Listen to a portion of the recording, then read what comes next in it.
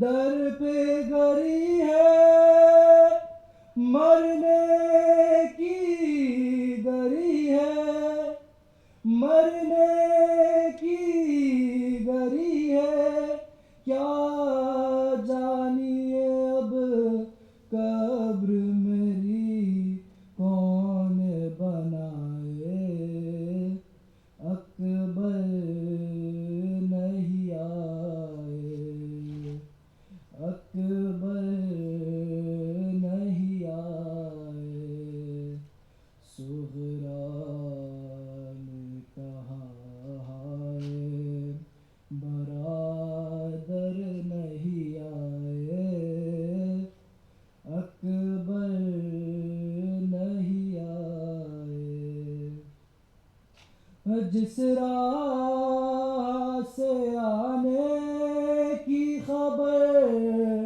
دیکھ گئے تھے سو وعدے کیے تھے سو وعدے کیے تھے بیٹی ہوں سی راہ پہ میں آس لگائے اکبر نہیں آئے اکبر نہیں آئے بائی جو نہیں پاس تو پھر کون ہے میرا ہر سو ہے اندھیرا ہر سو ہے اندھیرا ہے کون میری قبر پہ جو شمع جلائے اکبر نہیں آئے اکبر نہیں آئے صغرا نے کہا ہائے برادر نہیں آئے اکبر نہیں آئے بیمار بہن ان کو کہاں ڈھونڈنے جائے اکبر نہیں آئے اکبر نہیں آئے صلوات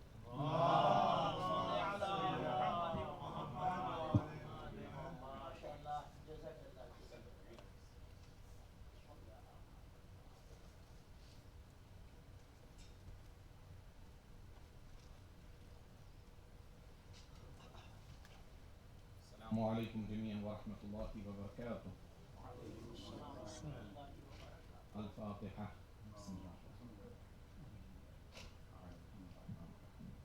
یوم الدین ایاک نعبد وإیاک نستعین اهدنا الصراط المستقیم صراط الذین انعمت علیہم غیر المغضوب علیہم ولا الضالین بسم اللہ الرحمن الرحیم قل هو اللہ احد اللہ الصمد لم يلد ولم يولد ولم يكن له كفوا أحد بسم الله الرحمن الرحيم قل هو الله أحد الله الصمد لم يلد ولم يولد ولم يكن له كفوا أحد بسم الله الرحمن الرحيم قل هو الله أحد الله الصمد لم يلد ولم يولد ولم يكن له كفوا أحد اللهم صل على محمد وآل محمد وعجل فرجهم أعوذ بالله من الشيطان اللعين الغبي الرجيم بسم الله الرحمن الرحيم الحمد لله رب العالمين والعاقبة للمتقين والنار للملحدين والجنة للموحدين والصلاة والسلام والتحية والإكرام على حبيب قلوبنا وطبيب نفوسنا وشفيع ذنوبنا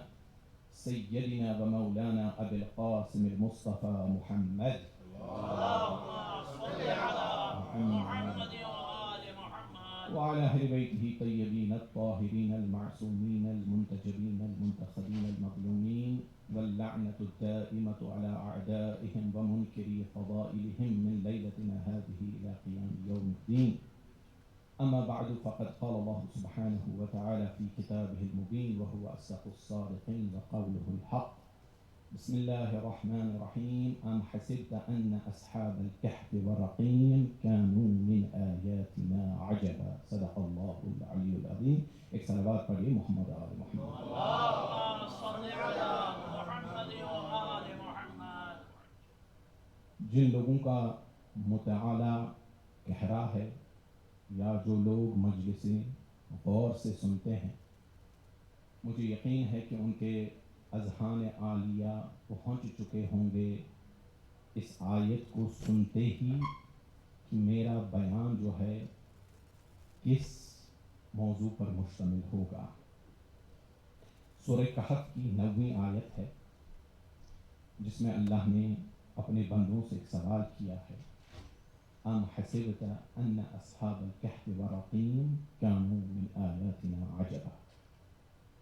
کیا تم لوگوں کا گمان اسمپشن یہ ہے کہ غار والے اور کتبے والے ہماری تعجب آور نشانیوں سے تھے؟ نہیں، اس سے بڑی ایک تعجب آور نشانی بہت جلد ظہور کرے گی اس دنیا میں. آپ کو یہ بات معلوم ہے کہ اصحاب کہف وہ کئی صدیوں تک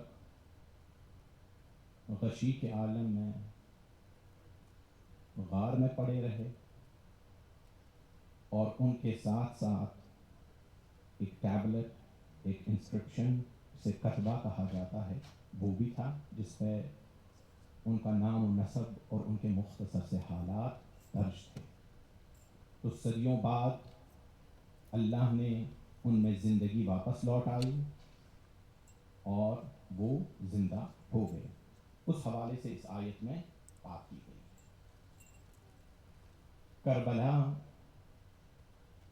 امام حسین علیہ السلام کی اللہ کے ساتھ محبت کے ایک جلوے کا نام ہے، ورنہ کربلا جانا امام حسین کی نہ ذمہ داری تھی نہ ان پر واجب تھا، بلکہ امام نے روز قیامت تک دکھلایا لوگوں کو کہ ایک عبد اپنے معبود کی محبت میں کیا کر سکتا ہے. بلکہ یہ گھرانہ وہ گھرانہ ہے کہ جب اس کے افراد اللہ کی راہ میں اپنی جان کا نذرانہ پیش کرتے ہیں تو انا للہ و انا الیہ راجعون پڑھ کے اظہار افسوس نہیں کرتے، بلکہ فزت و رب الکعبہ کا اعلان کر کے اپنی کامیابی کا اظہار کرتے ہیں. صلوات کریں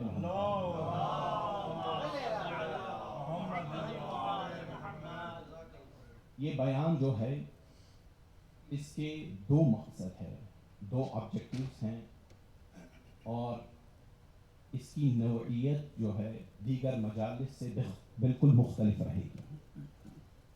ایک یہ کہ ہم یہ جان سکے کہ اس دین کو بچانے کے لیے ہم نے کتنی بڑی قربانی پیش کی ہے، کیونکہ انسانی فطرت ہے کہ جب تک اس کو یہ معلوم نہیں ہوتا کہ اس چیز کی قیمت کتنی زیادہ اور گزاف ہے، تب تک وہ اس کی قدر نہیں کرتا.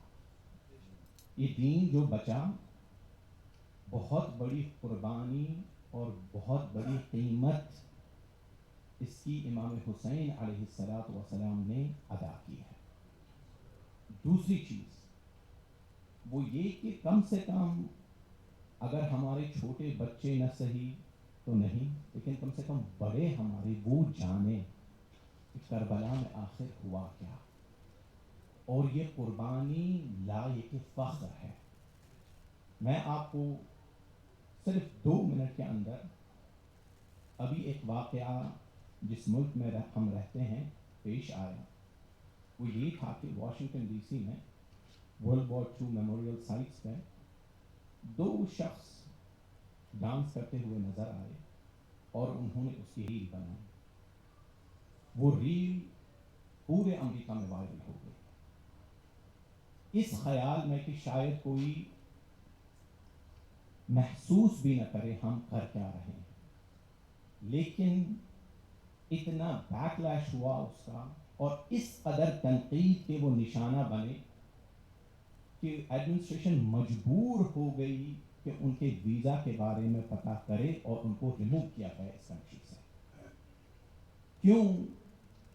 انہیں یہ کہا گیا کہ یہ وہ جگہ ہے جو ان لوگوں کے ساتھ مخصوص ہے جنہوں نے اس ملک کے لیے قربانی پیش کی ہے۔ تو we are the most civilized nation when it comes to remembering our sacrifices. I can tell you that. When it comes to Imam Hussein علیہ السلام، میں نے پہلے ہی دن کہا تھا کہ اگر آپ قربانی کو یاد کر رہے ہیں، اس کو پرزرو کر رہے ہیں، آپ سمجھ لیجئے کہ آپ سب سے مہذب اور سب سے ترقی یافتہ قوم ہے، کیونکہ یہ کام صرف پڑھی لکھی اور مہذب قوموں کا ہوا کرتا ہے کہ وہ اپنی قربانی کو کبھی بھولتی نہیں۔ ایک صلوات پڑھے مولانا۔ تو we are not anomalies، ہم مختلف نہیں ہیں، یعنی دنیا کو، مہذب قوموں کو اس بات کا احساس ہے کہ یہ وہ مقام ہے جہاں حزن کا اظہار کیا جاتا ہے، نہ کہ خوشی کا اظہار۔ تو اپنے بچوں کو یہ بات سکھلائیے، کیونکہ ہم اس ملک میں مختلف قوموں کے ساتھ، مختلف ایتھنسٹیز کے ساتھ انٹریکٹ کرتے ہیں، انہیں کبھی کبھی جوابات دینے پڑتے ہیں، تو اس تناظر میں یہ بات ان کو سمجھائی جا سکتی ہے۔ ایک اور صلوات محمد علیہ۔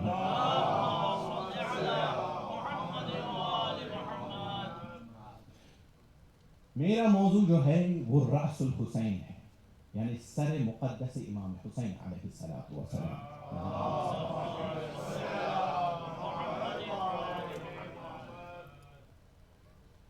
مجلس آہستگی سے سنیے گا،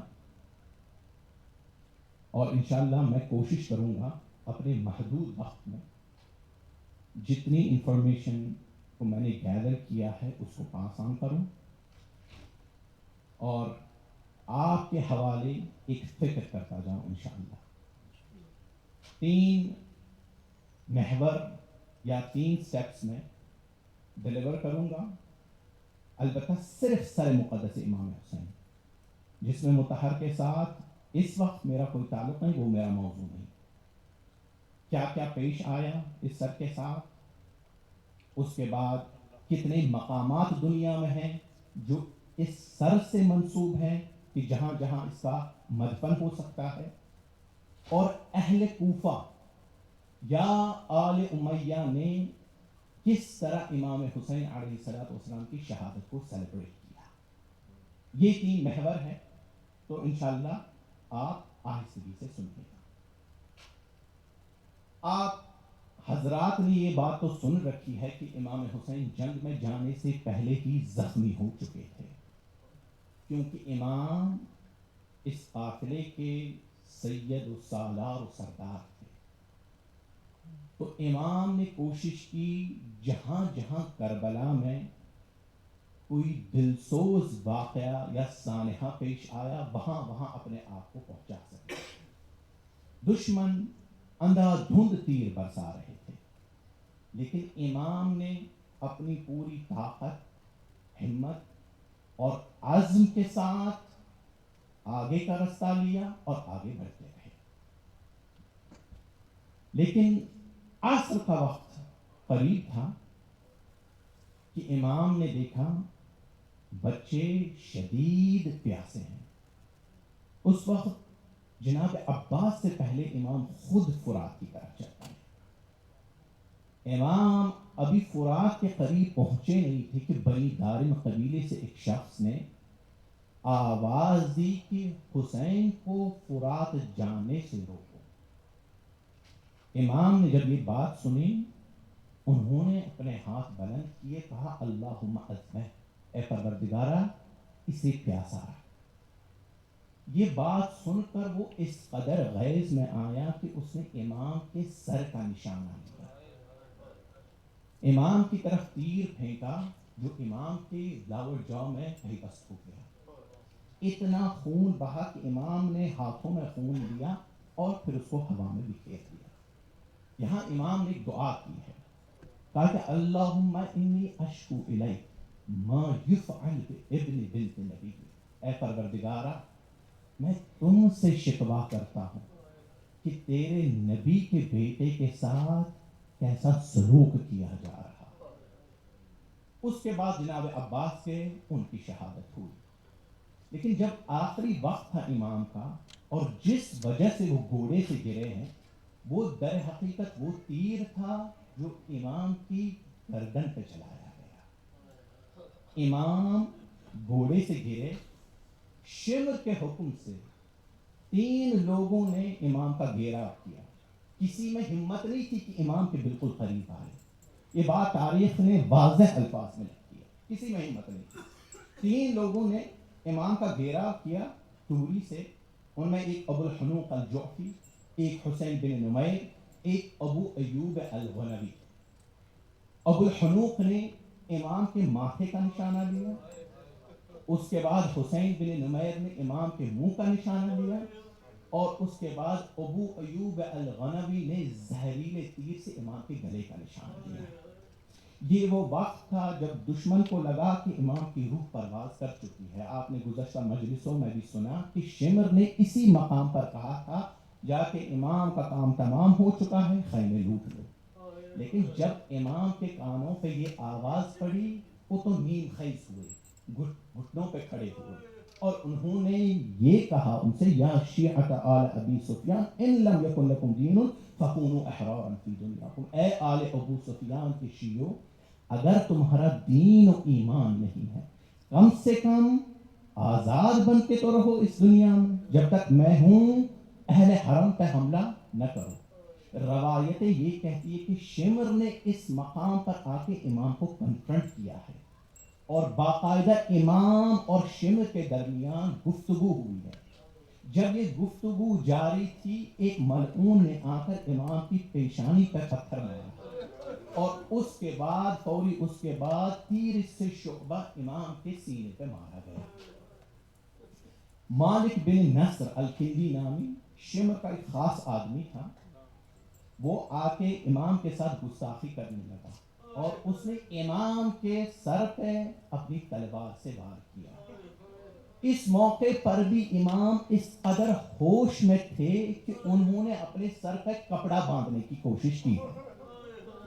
لیکن بس امام اس وقت وہی آخری جملہ اپنا دہرا رہے تھے، بسم اللہ و باللہ وعلی ملت رسول اللہ ھذا قتیل فی رضا اللہ، کہ یہ قتیل جو ہے اللہ کی رضا میں ہوا ہے. آپ لوگوں نے ایک اور بات جو اس حوالے سے سنی وہ امام باقر کی روایت ہے. وہ کہتے ہیں اللہم صل علی محمد وَلَقَدْ قُتِلَ بِالسَّيْفِ وَالسِّنَانِ وَبِالْأَحْجَارِ وَبِالْعَصَا وَبِالْأَخْشَارِ. امام فرماتے ہیں کہ امام حسین ایسے واحد شہید ہیں جنہیں تیروں سے بھی مارا گیا، تلواروں سے بھی مارا گیا، نیزوں سے بھی مارا گیا، لکڑیوں سے بھی مارا گیا. عصا، لوگوں نے باقاعدہ اپنے عصا اٹھا کے امام کو مارے ہیں، اور اس کے بعد ان کی لاش پامال. آپ نے ایک اور بات جو سنی ہے مصائب کے دوران کہ شمر نے امام حسین کا سر کاٹا، لیکن اس حوالے سے مورخین نے اختلاف کیا ہے. بعض مورخین نے لکھا ہے کہ 5 افراد ہیں جن کے ساتھ یہ عظیم جرم منسوب ہے.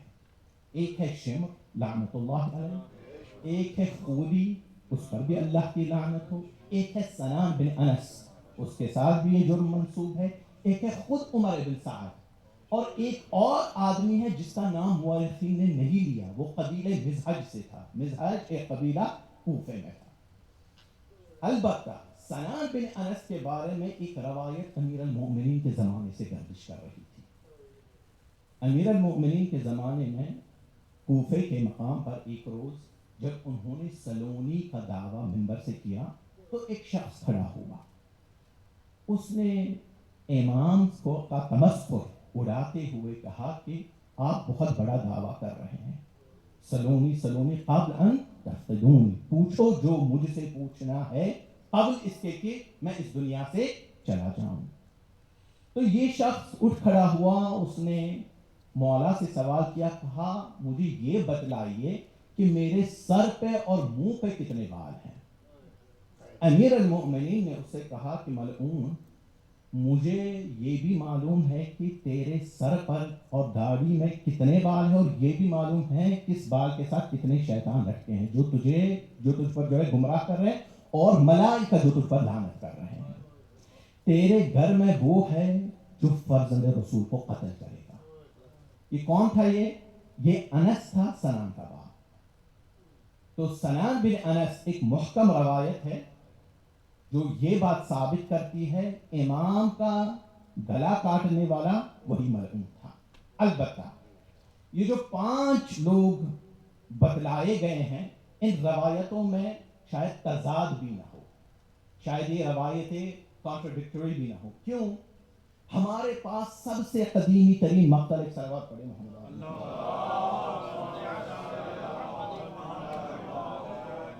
ہمارے پاس سب سے قدیمی ترین مقتل جو موجود ہے وہ امام باقر کے زمانے کا ہے. امام باقر اور امام صادق ایک صحابی ہیں جنہوں نے یہ مقتل لکھا ہے، مختصر سا ہے. میں خوش قسمت ہوں کہ میرے استاد نے اس کو سب سے پہلے ڈسکور کیا، خدا ان کی رحمت کرے اور انہیں امام حسین کے ساتھ محشور کرے. انہوں نے یہ ڈسکور کیا اور اس کو پہلی دفعہ شائع کیا، ایڈٹ کیا اور شائع کیا، اور علمی دنیا کے سامنے اس کو پیش کیا. اس میں امام سجاد سے ایک روایت ہے. امام سجاد کہتے ہیں کہ لوگ علی کے ساتھ علی کی شجاعت کو بھول چکے تھے، لیکن امام حسین نے روز عاشور اس شجاعت کو معرض اظہار پہلایا، اور لوگ ان کی جنگ دیکھ کر خندق اور خیبر کو یاد کرنے لگے. اور یہ امام کی بہادری اور شجاعت ہی ہے کہ امام سجاد کی اس روایت کے مطابق جب امام کا گلا کٹا، 5 لوگ امام کو پکڑے ہوئے تھے. ایک طرف سے مظلومیت بھی ہے کیونکہ امام زخمی تھے، بہت زخمی تھے. امام یعنی تیروں سے ان کا جسم بھرا ہوا تھا، لیکن اس حالت میں بھی 5 لوگ امام کو پکڑے ہوئے تھے، اور پھر امام کا جو ہے سر تن سے جدا کیا گیا. امام کا سر تن سے جب جدا ہوا، اور اسی روز عاشور 3 لوگوں کو لیڈرشپ دی گئی کہ وہ سروں کو کربلا سے کوفہ پہنچائے. 3 لوگ کون ہیں؟ شمر، خولی اور حمید بن مسلم، جس کا نام آپ بار بار مقاتل میں سنتے ہیں کہ حمید بن مسلم نے ایسا کہا، حمید بن مسلم نے یوں کہا. یہ 3 لوگوں نے وہ سر کربلا سے کوفہ لیا. لیکن شہداء کی تعداد 100 اور 150 کے درمیان ہے. انہیں صرف 72 سر ملے. یہ جو 72 شہداء کا ذکر ہم میں مشہور ہوا ہے وہ انہی سروں کی وجہ سے ہوا ہے، ورنہ شہداء کی تعداد 100 سے زیادہ تھی اور 150 سے کم تھی جنہوں نے امام حسین کی رکاب میں روز عاشور جام شہادت نوش فرمایا. یہ لوگ سروں کو لے کر نکلے، اور امام کا سر جو ہے وہ اس زنبیل، بستہ کہیے یا بیگ کہیے، جس میں گھوڑے کا چارہ رکھا جاتا ہے، اس میں امام کا سر رکھا گیا. معمولاً یا گھوڑے کی گردن میں لٹکایا جاتا ہے یا گھوڑے کے سائڈ پہ لٹکایا جاتا ہے، اس میں لے کر گئے امام کا سر. اور کوفہ پہنچتے پہنچتے کبھی وہ سر نیزے پہ سوار ہوا، اور کبھی اس کو لٹکایا گیا، کبھی اس بستے میں اس کو رکھا گیا. امیر المؤمنین کے ایک صحابی تھے، عامر بن الحمق الخزاعی، بہت بامعرفت صحابی تھے، بہت بامعرفت. یعنی باقان ایک مجلس بنتی ہے کہ اس صحابی پر پڑھی جائے. امام نے ان سے کہا تھا کہ تیرا سر میری محبت میں معاویہ کے پاس شام لے جایا جائے گا، لیکن تیرے بعد میرے فرزند کا بھی سر اسی طرح لوگ شام لے کر جائیں گے. یہ امیر المؤمنین کی پیشن گوئی امام حسین کے متعلق پہلے سے ہی موجود تھی۔ اب جب یہ لوگ کوفہ کے قریب پہنچے تو یہاں حنانہ کے مقام پہ رکے۔ جن لوگوں نے عراق کی زیارت کی ہوگی وہ مسجد حنانہ کوفے میں ضرور گئے ہوں گے، وہاں پہ آج ایک بڑی خوبصورت مسجد بنائی گئی ہے، یہاں پہ رکے۔ اب جب کوفہ وارد ہوئے تو رات اتنی ہو چکی تھی کہ دارالامارہ بند ہو چکا تھا۔ خولی نے اپنے ساتھیوں سے کہا کہ یہ سر آج رات میں اپنے ساتھ اپنے گھر لے کر جاتا ہوں۔ خولی وہ سر امام حسین گھر میں لے کر گیا اور اس نے اس سر کو تنور میں رکھا۔ اس کی زوجہ نوار سے روایت ہے، نوار اس کی زوجہ شیعہ نہیں تھی، شام کی رہنے والی تھی، وہ اہل بیت کو پہچانتی بھی نہیں تھی۔ اس کی بیوی سے روایت ہے، نوار سے کہا کہ میں جب رات کے گھپ اندھیرے میں اس سر کو دیکھنے کے لیے گئی تو میں نے دیکھا ایک نور ساطع ہے جو سر حسین سے آسمانوں کی طرف جاتا ہے، اور صبح کو وہ سر پیش کرنے والا عبید اللہ ابن زیاد کو کون تھا؟ وہ تھا سنان بن انس۔ سنان بن انس جب سر حسین لے کے دربار عبید اللہ ابن زیاد میں پہنچا تو ایک شعر کہا ہے اس نے یہاں، املأ رکابی فضة وذهبا انی قتلت سیدا محجبا، کیا اے ابن زیاد میری جیبوں کو چاندی اور سونے سے بھر دے، کیوں؟ کیونکہ میں نے سید المحجبہ با حیاؤں کے سردار کو قتل کیا ہے۔ یعنی ابن زیاد نے جب یہ الفاظ سنے اس کے بھی رونگٹے کھڑے ہو گئے، بلکہ ایک ہسٹوریکل رپورٹ جو ہے ہمارے پاس وہ یہ کہتی ہے کہ ابن زیاد نے اس سے کہا جب تجھے معلوم تھا کہ یہ سب سے سپیریئر اور سب سے افضل انسان ہے پھر تو نے اس کا گلا کاٹا کیوں؟ اور اس کے بعد اس نے سنان بن انس کے قتل کا حکم دیا، لیکن بعض روایات کہتی ہیں اسے بعد میں مختار نے قتل کیا۔ ابن زیاد نے دربار عام بلایا، اس میں کئی سارے صحابہ رسول نے بھی شرکت کی، جس میں سر امام حسین ایک طرف اور اسیران آل رسول کو ایک طرف رکھا گیا۔ عبید اللہ بن زیاد کے پاس ایک کاہن تھا، فارچون ٹیلر جسے کہا جاتا ہے، معمولاً ان کے امپلائیز ہوا کرتے تھے۔ اس نے ابن زیاد سے کہا یہ وقت ہے کہ تو خوشی منا سیلیبریٹ کر اور اس سر کے منہ پہ اپنا جوتا رکھ تاکہ اپنی کامیابی کا اعلان کر سکے۔ یہ کام اس نے اپنے دربار میں فوراً اپنے کاہن کے کہنے کے بعد کیا۔ اس کے بعد سر حسین ایک تشت میں رکھا گیا اور یہ ملعون چھڑی سے کھیلتا رہا۔ زید بن ارقم جو صحابی رسول ہیں وہ بیٹھے تھے، انس بن مالک ایک اور صحابی رسول یہ بھی بیٹھے تھے۔ زید بن ارقم میں اتنی ہمت تھی کیونکہ کہیں نہ کہیں ان کے دل میں محبت اہل بیت ضرور تھی۔ زید بن ارقم نے عبید اللہ بن زیاد کو کہا اے عبید اللہ، میں نے اپنی آنکھوں سے دیکھا ہے کہ رسول ان لبوں کو بوسہ دیا کرتے تھے، چھڑی ہٹا، لیکن انس بن مالک انہوں نے ایک لفظ بھی نہیں کہا، ذرہ برابر بھی احتجاج نہیں کیا۔ یہ روایت بخاری میں ہے، بخاری میں انس بن مالک کی روایت موجود ہے۔ وہ کہتے ہیں کہ جب عبید اللہ ابن زیاد نے سر حسین پہ چھڑی دے ماری میں نے حسین کو دیکھا، اس وقت حسین کا چہرہ بالکل رسول کے چہرے کا شبیہ تھا۔ خود ہی علماء اہل سنت نے بخاری کی اس حدیث پر اپنا نظریہ بیان کیا ہے، اور وہ انس بن مالک سے کہتے ہیں کہ انس شرم نہیں آئی تم کو؟ عبید اللہ ابن زیاد سر حسین کے ساتھ بے ادبی کرتا رہا اور تم بس یوں ہی دیکھتے رہتے ہیں، تم نے ایک لفظ بھی نہیں بولا۔ اس کے بعد سر حسین کی تقبیر ہوئی، تقبیر، اب لائٹ آن کر دیجیے۔ سر حسین کی تقبیر ہوئی۔ تقبیر کے کیا معنی ہے؟ تقبیر یہ کہ سر حسین کو قریدا گیا اندر سے تاکہ وہ نیزے یا لکڑی پہ فوراً رہ سکے. طارق بن مبارک، اللہ کی لعنت ہو اس مجنون کو، اللہ کی لعنت. اس نے یہ ذمہ اپنے ساتھ لیا. کہیں آپ نے نہیں سنا ہوگا کہ اتنا ظلم ہوا صرف حسین بن علی کے ساتھ. دشمنان اہل بیت پہ لانا، ہر عمر لانا. صرف دین بچانے کے لیے حسین اس حد تک گئے ہیں. تو اس کے بعد سر حسین کی تقویر ہوئی. سر حسین کوفے کے کوچوں اور گلیوں میں گھمایا گیا، کبھی نیزے پر اور کبھی لکڑی پر. یہ وہی مقام تھا جب زید بن ارقم نے اپنے گھر کی، کیونکہ کھڑکیاں اس وقت یعنی گھر جو ہوتے تھے وہ بہت پست ہوا کرتے تھے، اتنے اونچے نہیں ہوا کرتے تھے.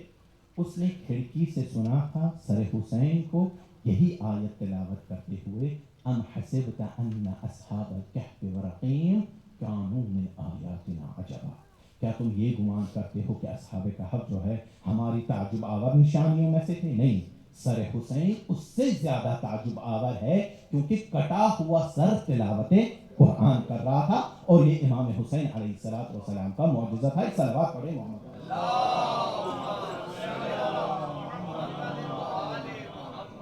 کوفہ میں سر امام حسین پھرائے جانے کے بعد یہ سر شام بھجوایا گیا. 2 لوگ اس پر مأمور ہوئے، ایک کا نام محقر بن ثعلبہ اور ایک کا نام زہر بن قیس تھا. ان کے ساتھ ساتھ اور لوگ بھی تھے، لیکن لیڈرشپ ان کے ہاتھوں میں تھی. وہ جب سر حسین شام لے کر گئے تو رستے میں کئی واقعات ان کے ساتھ پیش آئے ہیں. میں جلدی سے، کیونکہ میرے پاس وقت نہیں ہے، جلدی سے 2 چیزیں بیان کرنا چاہوں گا. انہوں نے سر نیزے پر بھی سوار کیا، لکڑی پر بھی لٹکایا بھی. یہاں جو طریقہ ان کی سمجھ میں آیا انہوں نے وہ کیا. اور کبھی کبھار انہوں نے سر حسین کو رکھا اور خود وہ شراب پینے میں مشغول ہوئے اور ساتھ ساتھ سر کا تمسخر بھی اڑاتے تھے. اسی ایک مقام پر انہوں نے دیکھا کہ ایک دیوار پہ ان کے لیے یہ ظاہر ہوا، اترجو امتن قتلت حسین شفاعت جدہ یوم الحساب. کیا اے امت جس نے حسین کو قتل کیا، تم اس کے امیدوار ہو کہ ان کے نانا تمہاری شفاعت کریں گے قیامت کے دن؟ ہرگز نہیں، ایسا نہیں ہوگا. یہ دیکھ کر وہ ڈر گئے اور وہ دور بھاگ گئے. واپس آئے، حسین کا سر انہوں نے واپس لیا. لیکن چلتے چلتے وہ ایک مقام پہ پہنچے. اس راستے میں ایک دیر تھا، مونسٹری ایک دیر تھا. دیر کے راہب نے اس سر کو جب دیکھا اور اس کے ساتھ یہ جڑی کرامت، وہ حیران رہ گیا. وہی کرامت جو خولی کی بیوی نے کہاں دیکھی تھی؟ اس کے گھر میں، کہ ایک نور ساتھ تھا اس سر حسین سے جو آسمان کی طرف جا رہا تھا. جب اس نے یہ انیوزل چیز دیکھی، وہ ان کے پاس آیا اور اس نے پوچھا استفسار کیا، کہا یہ سر کس کا ہے؟ انہوں نے نشانیاں بتلائی، کہا کہ یہ محمد کے نواسے کا سر ہے. جو ہی اس نے یہ بات سنی، اس نے ان سے کہا کہ میں تمہیں ایک اچھی قیمت دوں گا. 10,000 دینار آفر کیے، اچھی قیمت دوں گا، یہ سر مجھے دے دو رات کے لیے، جب تک تم یہاں پہ ہو یہ مجھے دو. وہ سر کو لے کے گیا. اس نے باقاعدہ سر کو غسل کیا، کافور لگائی اور ایک اچھے کپڑے میں رکھ دیا. وہ عیسائی ہے، یہ مسلمان ہے. اس نے کافور سر پہ لگایا اور رات بھر گریا کیا، اور یہاں تک کہ آخر پہ وہ مسلمان ہو گیا اس سر کے ساتھ یہ وعدہ لے کر کہ اپنے نانا کے سامنے کل روز قیامت میری شفاعت کرو گے. یہاں تک، اس کے آگے میں نہیں جا سکتا کیونکہ میرے پاس وقت نہیں ہے. پھر اس کے بعد باب الساعات سے، شام میں باب الساعات سے سر حسین کو وارد شام کیا گیا. ایک رپورٹ کے مطابق 3 دن سر حسین اس باب پہ لٹکا رہا. بلکہ سہل بن سعد ایک صحابی رسول ہے، وہ کہتے ہیں کہ جب میں شام میں آیا، میں بیت المقدس سے آیا تھا، میں نے دیکھا کہ شام کے لوگ جو ہے بڑی خوشی کا اظہار کر رہے ہیں، ڈھول تاشے بج رہے ہیں. میں حیران رہ گیا، میں نے کہا کہ کیا کوئی عید ہے اہل شام کی؟ تو جب میں نے پوچھا تو مجھ سے یہ کہا گیا کہ حسین کا سر شام میں آج کے روز داخل ہو رہا ہے. میں باب الساعات گیا، میں نے دیکھا کہ جو ہی امام حسین کا سر آیا، کسی ایک خاتون نے پتھر اٹھا کر سر امام حسین پہ دے مارا. یہ بس مسلسل چلتا رہا، یہ مسلسل چلتا رہا. اب میں 5 منٹ کے لیے مختصر آپ کو کوفہ لے کے جاؤں گا. کوفہ میں ہو کیا رہا تھا عاشور کی رات کو، یعنی شام غریبہ کے بعد. آپ نے زیارت میں یہ جملہ تو سنا ہے، فرحت بھی آل زیاد و آل مروان بقتلہم الحسین علیہ السلام، کہ اس روز آل زیاد آل مروان خوش ہو گئے قتل امام حسین کی وجہ سے. اگر آج بھی آپ موراکو، تونس اور مغربی عرب ممالک میں جائیں گے، آپ دیکھیں گے کہ روز عاشور وہاں باقاعدگی سے خوشی کا اظہار ہوتا ہے. یہ میں پوری گارنٹی کے ساتھ آپ کو بتاتا ہوں. اگر آج جائیں گے آپ، بلکہ میں نے پچھلے سال کہیں پہ پڑھ دیا تھا اور میرے پاس ایک مومن آئے فلوریڈا میں، تو انہوں نے کہا میں اس بات کو کنفرم کرتا ہوں، میں پچھلے سال کسی مجبوری میں اپنے کام کے تحت جب ڈزنی میں گیا تھا تو میں نے دیکھا کچھ موراکنز وہاں پہ مٹھائیاں بانٹ رہے تھے، چاکلیٹس بانٹ رہے تھے اسی خوشی کے اظہار میں. تو یہ بالکل یہ پکا ہے. بلکہ انڈیا پاکستان میں بھی 200-300 سال پہلے باقاعدہ عاشور کے دن ناصبی حضرات اپنے بچوں کو عیدی دیتے تھے. اس بات کا ذکر واضح الفاظ میں ہمارے علماء نے کیا. میں علماء کا ذکر نہیں کرنا چاہتا، بلکہ انہوں نے اس حوالے سے شعر بھی نقل کیے ہیں جو بر صغیر میں لکھے گئے ہیں. تو اس کو سیلیبریٹ کیا جاتا تھا. پہلے سب سے یاد رکھیں کہ جو حسین کی سواریاں تھیں، خصوصاً امام حسین جن اونٹوں پہ سوار تھے، ان سب اونٹوں کو لوٹ لیا گیا تھا. جس طرح کہ امام حسین کی پرسنل چیزیں سب لوٹ لی گئی تھی، ان کا امامہ، ان کی ردا، ان کی عبا، ان کی قبا، زرہ، شمشیر، بلکہ امام کے دست مبارک میں 2 انگوٹھیاں تھیں. ایک انہوں نے پہلے ہی اپنی بیٹی فاطمہ بنت الحسین کو دے دی تھی جو انگوٹھی امامت کی تھی، لیکن ایک ان کی انگلی میں لگی تھی. اور آپ نے کل بھی سنا اور پہلے بھی سنا کہ امام کے ساتھ ہوا ہے.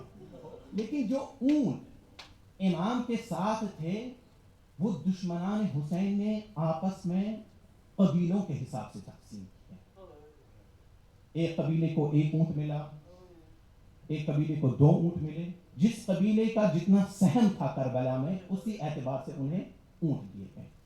اسی عاشور کی رات وہ اونٹ لے کر گئے. اسی عاشور کی رات میں دونوں میں روایتیں ہیں، یعنی شیعوں نے بھی روایت کی ہے اور سنیوں نے بھی روایت کی ہے. بڑی بڑی حدیث کی کتابوں میں کوئی ایسی بات نہیں کر رہا جو صرف شیعوں سے متعلق ہے. ٹھیک ہے، سنیوں نے بھی، شیعہ محدثین نے بھی. کوفے میں بعض لوگوں نے وہ اونٹ بیچنے کے لیے رکھ دیے، لیکن بعض لوگوں نے اونٹوں کو نہر کیا تاکہ وہ رات میں بقول ہمارے آج کی جو زبان چلتی ہے پارٹی کر سکیں اور اس اپنی کامیابی کو سیلیبریٹ کر سکیں. اور وہ اونٹ پکے، اور روایات میں یہ بھی آیا ہے کہ پک کر اس کھانے میں آگ ظاہر ہوگی. کوفہ میں 4 مسجدیں حسین کے قتل کی وجہ سے افتتاح کی گئی جن کی مرمت ہوئی. ان مساجد کو ہماری احادیث میں مساجد ملعونہ کہا گیا ہے، the cursed mosques. 4 مسجدیں. پہلی مسجد تھی اشعث بن قیس الکندی کی. یہ سب سے کمپلیکیٹڈ پرسنالٹی ہے اسلام کی، تاریخ اسلام کی. یہ بندہ پہلے مسلمانوں کے ساتھ جنگ کرتا رہا، پھر مسلمان ہو گیا، پھر رسول جب اس دنیا سے چلے گئے مرتد ہو گیا، اور ایک خاتون تھی سجاح جس نے ادعاء نبوت کیا، اس کا مؤذن بن گیا. اور اس کے بعد ابو بکر نے جب مرتدوں کے ساتھ جنگ کی تو یہ پکڑا گیا، اور اس کے بعد جو ہے پھر سے مسلمان ہوا.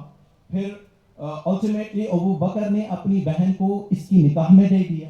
ٹھیک ہے، خود جو ہے یہ بندہ خارجی آئیڈیالوجی کا بیج بونے والا بھی یہی ہے. اس کے بعد جو ہے امیر المؤمنین کی شہادت میں بھی یہ ملوث ہے. اس کے بعد اس کا بیٹا محمد بن اشعث وہ ملوث ہے جناب حجر بن عدی، مسلم بن عقیل اور امام حسین کی شہادت میں. اس کا ایک اور بیٹا قیس بن اشعث، یہ ابو بکر کے بھانجے تھے. اس کو کوفے میں قیس قطیفہ کہا جاتا تھا کربلا کے بعد، کیونکہ اس نے امام حسین کی ردا لوٹی تھی جو قطیف کے مٹیریل سے بنی تھی. اور اس کی بیٹی جو ہے جعدہ بنت اشعث، اس نے امام حسن مجتبیٰ کو زہر دیا تھا. اس اشعث کی مسجد جو ہے وہ رینوویٹ ہوئی اور باقاعدہ اسی خوشی میں اس کا اناگریشن ہوا کہ امام حسین قتل کیے گئے ہیں. اس کے بعد دوسری مسجد جو ہے وہ شبس بن ربیعی کی تھی. شبس بن ربیعی بھی وہی نام نہاد صحابی تھا رسول کا. اس کے بعد مرتد ہوا, پھر مسلمان ہوا, پھر امیر المؤمنین کے مقابلے میں چند جنگوں میں کھڑا ہو گیا, پھر اس نے جو ہے جناب مسلم کی شہادت میں رول ادا کیا, جناب حجر بن علی کی شہادت میں رول ادا کیا, پھر امام حسین کو خط لکھنے والوں میں بھی وہ شامل تھا. بلکہ امام نے روز عاشور اس کا خط اپنے ساتھ لے کر آئے تھے امام, اور امام نے روز عاشور مخاطب ہو کر شبس سے کہا, شبس کیا تم نے مجھے خط نہیں لکھا تھا؟ امام حسین کے ساتھ بھی جنگ کی اور پھر مختار کے ساتھ بھی جنگ کی. ٹھیک ہے, تو یہ شبس بن ربیع, اس کی بھی مسجد جو ہے وہ رینوویٹ ہوئی. اور ایک مسجد تھی مسجد سماق اور مسجد حریز جسے کہا جاتا ہے. یہ چار مساجد مساجد ملعونہ کہلاتی ہے جو کوفے میں رینوویٹ ہوئی. اب آخری مرحلہ, اور انشاءاللہ پھر مسائل مختصر سے آخری مرحلہ. اب امام حسین کا سر دفن کہاں ہوا؟ ہمارے پاس 9 مقامات ہیں جہاں روایات ہے کہ امام کا سر اس مقام پر دفن ہوا. سب سے پہلے خود دمشق جہاں پہ امام حسین کا سر بھیجا گیا, اور اس میں بھی 3 مختلف مقامات ہیں. سب سے پہلی روایت یہ ہے کہ یزید نے حسین ابن علی کا سر اس جگہ پر محفوظ کیا جہاں پہ وہ اسلحہ رکھا کرتے تھے, اور بعض روایات کے مطابق یزید کے مرنے کے بعد سر کی تدفین عمل میں آئی, اور بعض کے مطابق 40 سال بعد جب سلیمان بن عبد الملک اموی کا دور تھا اس سر کو دفن کیا گیا. اس کے علاوہ ایک اور روایت ہے کہ شام کے گورنر نے اس سر کو اپنے محل کے دیوار میں دفن کیا. یہ ایک روایت دمشق کی. اور ایک اور روایت جو ہے وہ ہے مسجد راس الحسین. جو لوگ شام زیارت کے لیے گئے ہوں گے انہوں نے سیدہ رقیہ کے قریب دیکھا ہوگا, ایک مسجد بنی ہے مسجد راس جسے کہا جاتا ہے. یہاں پر بھی ایک روایت ہے کہ امام حسین کا سر یہاں پہ دفن ہوا. اس کے علاوہ ایک اور روایت ہے رقہ. رقہ ایک شام میں علاقہ ہے, یہاں پہ یزید نے سر بھجوایا کیونکہ عثمان کے رشتہ دار یہاں پہ رہا کرتے تھے. عثمان کے رشتہ دار رہا کرتے تھے. یزید نے صرف اس وجہ سے وہ سر بھجوایا تاکہ ان پر ثابت کر سکے کہ میں نے عثمان کا بدلہ لے لیا ہے, اور انہوں نے اس سر کو وہاں پہ دفن کیا. ایک اور روایت ہے کہ سر امام حسین نجف میں دفن ہوا امیر المؤمنین کے قبر مبارک کے ساتھ. ایک اور روایت جو ہمارے پاس ہے وہ یہ ہے کہ سر کو امام سجاد کے ساتھ واپس بھیجا گیا اور کربلا میں دفن ہوا. ایک اور روایت ہے کہ نہیں, یزید نے سر امام حسین کو واپس مدینے بھیجا جہاں کے وہ رہنے والے تھے, اور مدینے کے گورنر نے امام حسین کا سر بقیع میں دفن کیا. ابن تیمیہ جو مشہور وہابی اسکالر ہے اس نے بھی امام حسین کے سر کے حوالے سے ایک مستقل کتاب لکھی ہے, وہ بھی اسی بات کا قائل ہے. ایک اور روایت ہے وہ کہتی ہے قاہرہ میں سر امام حسین دفن ہوا, اور آج بھی اگر آپ قاہرہ جائیں گے وہاں آپ کو مسجد راس الحسین کا مقام ملے گا جو فاطمیوں نے بنوایا تھا. اس روایت کے مطابق کہ سر امام حسین اسقلان میں دفن ہوا تھا, اور وہاں سے وہ وہاں پہ منتقل کیا گیا. ایک اور روایت ہے کہ اسقلان آج اسرائیل میں پڑتا ہے. 1952 کے قریب جب اسرائیلی گورنمنٹ نے تمام اسلامک ہیریٹیج سائٹس کو برباد کیا اور انہیں خراب کیا, اس میں یہ مقام بھی خراب ہوا, اور اس کے بعد وہاں پہ ایک اسپتال بنایا گیا تھا. ابھی چند سال پہلے کی بات ہے کہ سیدنا برہان الدین جو بحروں کے امام ہیں یا داعی ہیں, انہوں نے اس مقام کو لوکیٹ کیا اور اسپتال سے وہ جگہ خرید لی, اور وہاں پہ واپس ایک مقام بنایا, اور وہ شاید وہاں پہ زیارت کے لیے جاتے ہیں. تو یہ مختلف مقامات جو ہیں 9 مقامات تقریباً جو سر امام حسین علیہ السلام کے ساتھ منسوب ہے. بلکہ کئی یونیورسٹیز میں اس حوالے سے, ویسٹ کی بات کر رہا ہوں, مولویوں کی بات نہیں کر رہا, اس حوالے سے پیپرز بھی مختلف جرنلز میں لکھے گئے ہیں. خصوصاً تل ابیب یونیورسٹی میں ایک پروفیسر ہیں خالد حسینی, انہوں نے امام حسین کے سر کے حوالے سے مستقل ایک پیپر، ریسرچ پیپر جو ہے وہ لکھا ہوا ہے. لیکن اتنی جگہوں پہ سر امام حسین کا دفن ہونا یا منسوب ہونا امام کی مظلومیت کی دلیل ہے. یعنی امام کی مظلومیت کی کوئی حد نہیں ہے.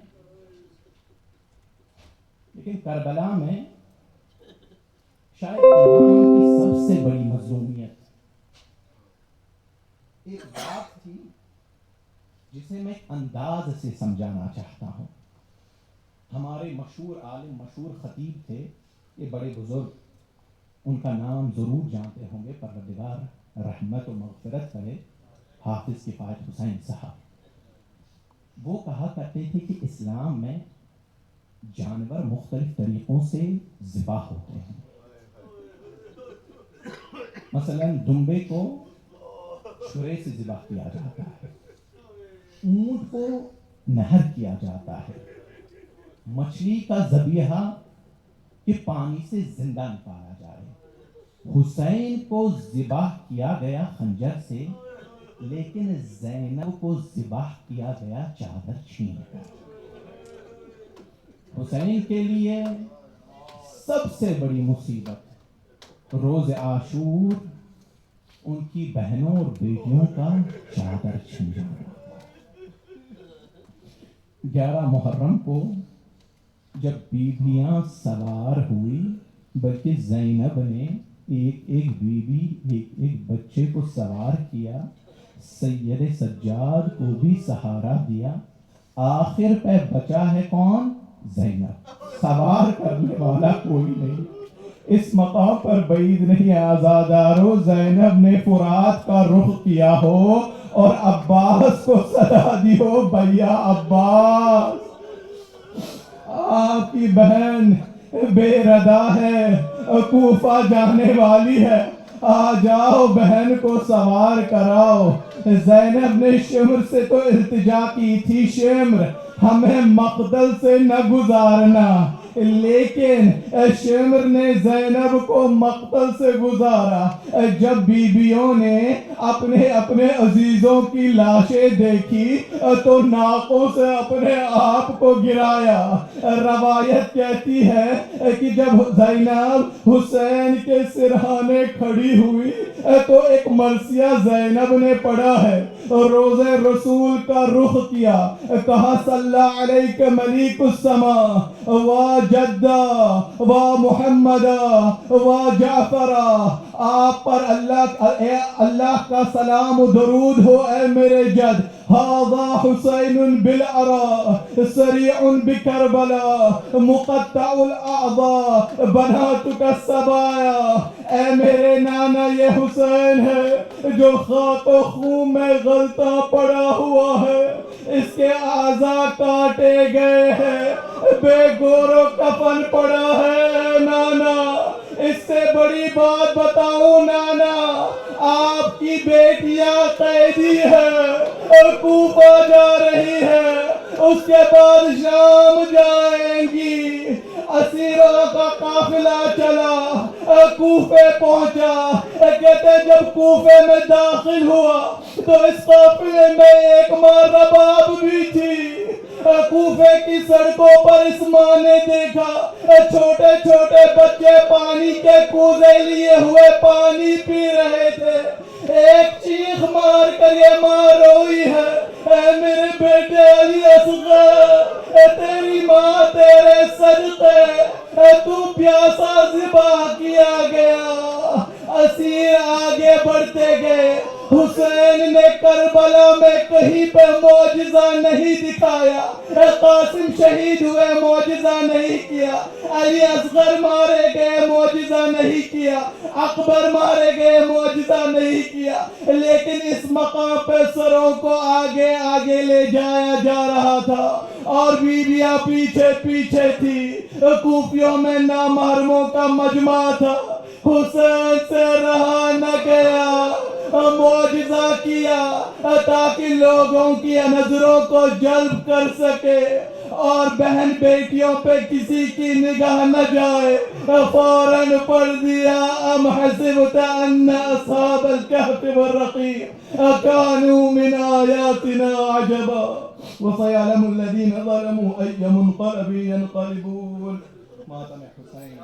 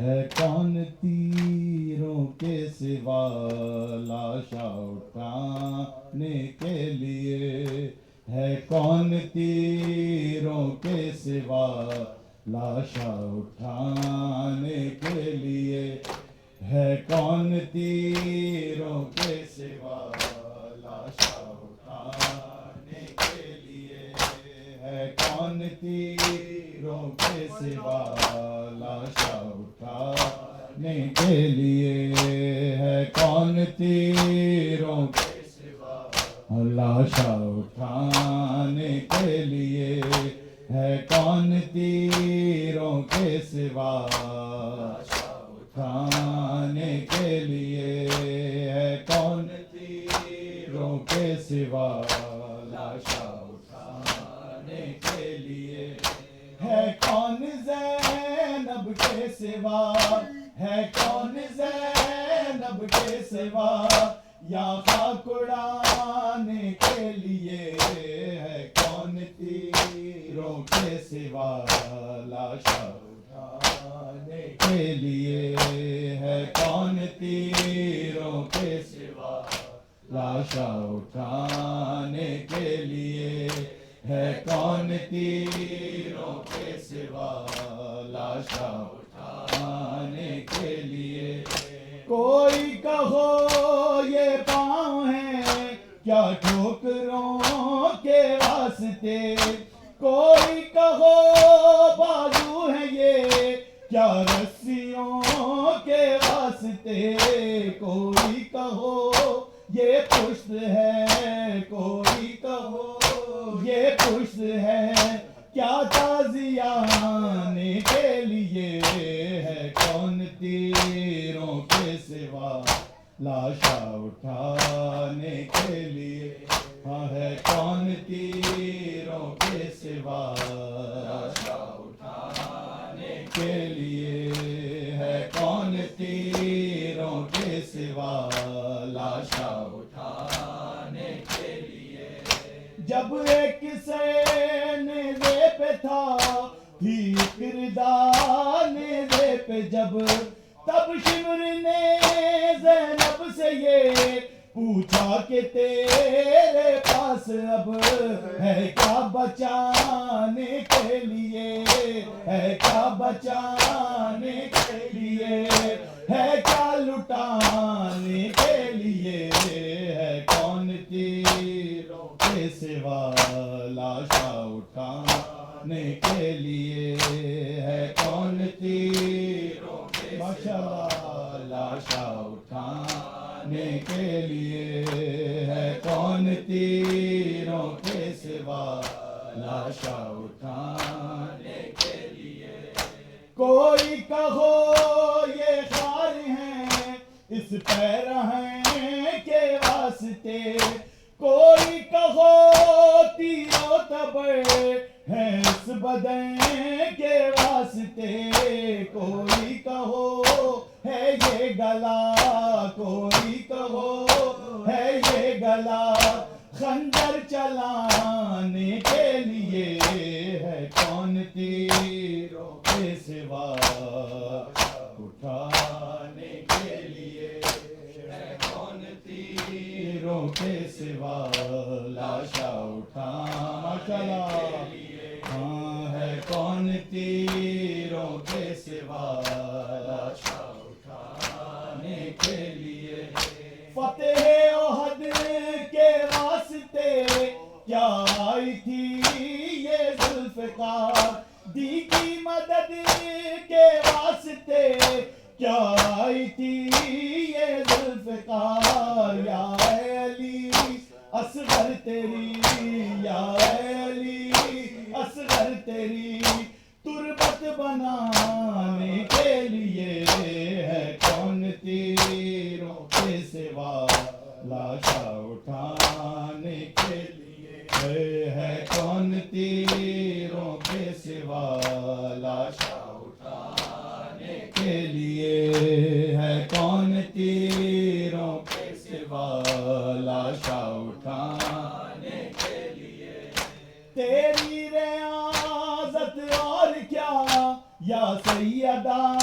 یا فاطمہ، ہے ایک سر اور ایک ردا یا سیدہ یا فاطمہ، ہے سر کٹانے کے لیے، ہے سر کٹانے کے لیے چادر لٹانے کے لیے ہے کون تیروں کے سوا، لاشا اٹھانے کے لیے ہے کون تیروں کے سوا، لاشا اٹھانے کے لیے ہے کون تیروں کے سوا، لاشا اٹھانے کے لیے کوئی کہو جب راہ میں سالار کھا جاتا ہے غش، کوئی کہو جب راہ میں بیمار کھا جاتا ہے غش، کیا تازیانے ہیں اسے،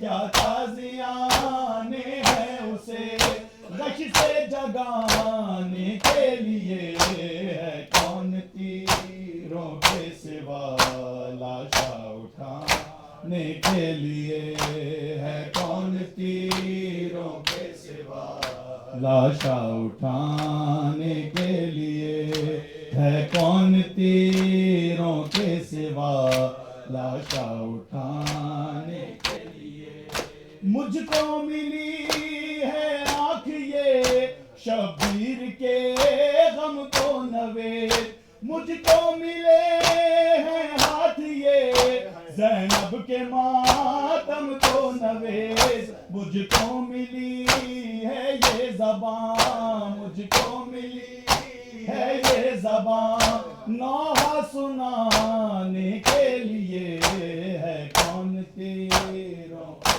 سوا، لاشا اٹھانے کے لیے ہے کون تیروں کے سوا، لاشا اٹھانے کے لیے ہے کون تیروں کے سوا، لاشا اٹھانے کے لیے وہ عابد بیمار تھا، وہ عابد بیمار تھا، چلنے سے جو لاچار تھا، چلنے سے جو لاچار تھا، اور شام کا بازار تھا، اور شام کا بازار تھا، تھی مصطفیٰ کی بیٹیاں مولا حق امام یا حسن یا حسین، مولا حق امام یا حسن یا حسین یا حسین، شبیر کی وہ لاڈلی، شبیر کی وہ لاڈلی، سینے پہ جو شاخ پلی، سینے پہ جو شاخ پلی، ہاں جس کی ابا رن میں جلی، جس کی ابا بن میں جلی، منہ پر تماچوں کے نشان، مولا کے مولا حسن یا حسین، مولا کے مولا حسن یا حسین، یا حسین یا حسین یا حسین یا حسین یا حسین یا حسین یا حسین یا حسین یا حسین یا حسین، اللہم صلی علی محمد۔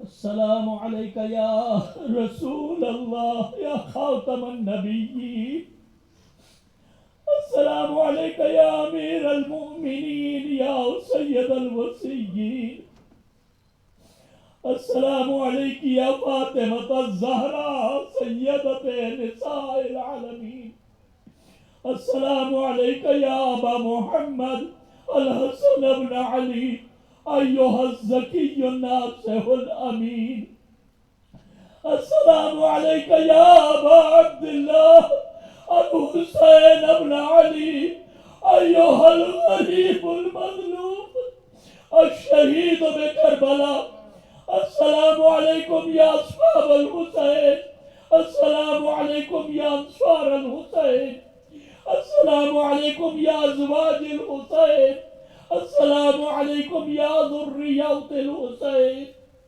السلام علی خوات الحسین زینب ام کلثوم بنات امیر المؤمنین، السلام علیک یا ابا الفضل العباس ابن امیر المؤمنین، السلام علیک یا ائمۃ الہدی یا علی ابن الحسین ومحمد ابن علی وجعفر ابن محمد وموسى ابن جعفر وعلي ابن موسى الغريب الغرباء ومحمد ابن علي وعلي ابن محمد والحسن ابن علي العسكري، السلام عليك يا مولانا يا صاحب العصر والزمان، السلام عليك يا شريك القرآن، السلام عليك يا إمام الإنس والجان، الأمان الأمان الأمان من فتن الزمان، سيدي عجل الله تعالى فرجك وسهل الله مخرجك وظهورك واجعلنا من عونك وانصارك ورحمة الله وبركاته.